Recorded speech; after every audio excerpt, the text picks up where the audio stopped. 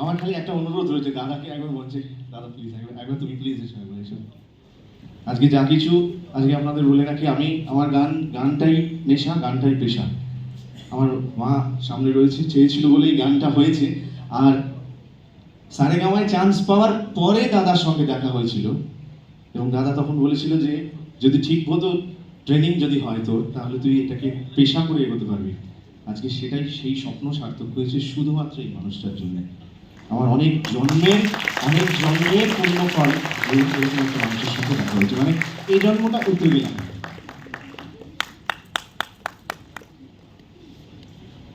খুব ভালো লাগলো বাবা এবং ছেলের ডুও।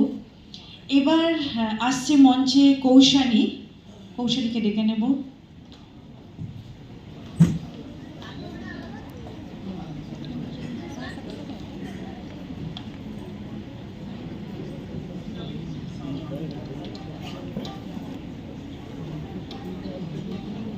নমস্কার, সকল গুরুজনকে আমার প্রণাম জানাই, গুরুজিকে আমার প্রণাম জানাই, আর আমার মিউজিশিয়ান আঙ্কেলসদেরকে অনেক অনেক প্রণাম জানাই।